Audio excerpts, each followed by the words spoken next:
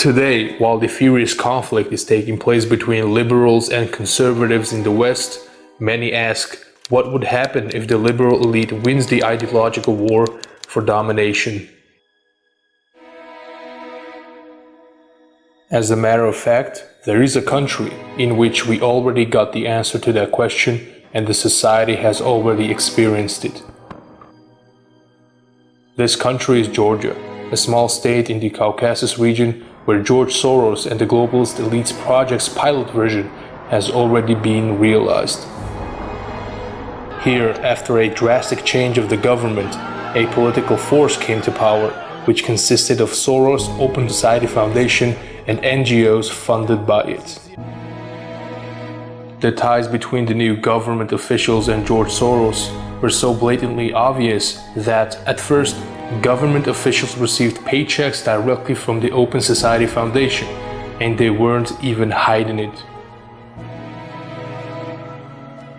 Their main goal in the conservative country, where for over 1,500 years Christianity has been the main basis of nationality, has been to establish a liberal ideology and creating a new Georgian for the globalist elites.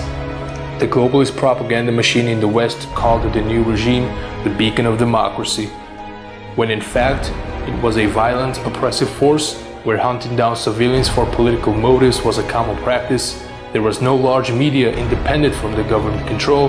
The establishment terrorized businesses and took shares of them forcefully. Likewise, protests aimed against top government officials killing innocent civilians were dispersed with extreme force and violence. In 2009-2010, by prisoners per capita, Georgia was on the first place in Europe. 98% of the suspects were convicted guilty, government officials blackmailing thousands of people with footages of their personal lives, prisoners were brutally beaten, killed, and raped.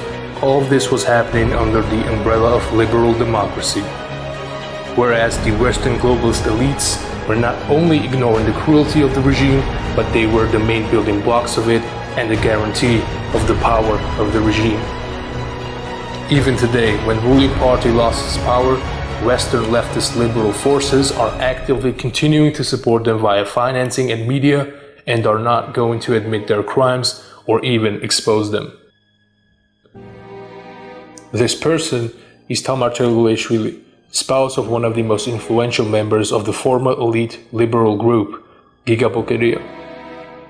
In the midst of ruling party, she was one of the most active and aggressive propagandists. Today, Mrs. Cherguleshvili, side by side with Hillary Clinton, is appearing on the summit Women in the World, organized by feminists. I am the one who lived in a repressive regime and who experienced liberation, which came at a very high cost. She's preaching to people about the freedom of expression, women's rights, and humanitarianism. In the meantime, nobody's mentioning that she and her husband in Georgia were one of the most active creators of the oppressive regime. We saw what they mean by human rights. We saw what they mean by freedom, so do not ask what will happen if liberals win.